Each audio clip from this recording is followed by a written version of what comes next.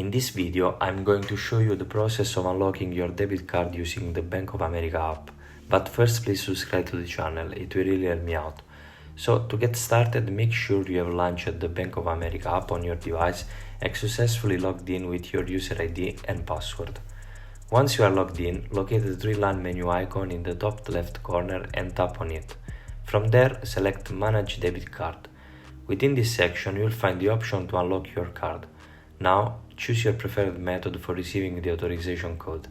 In this example, I'll opt for text message. After making your selection, click on Send Code, located in the lower right-hand corner of the screen.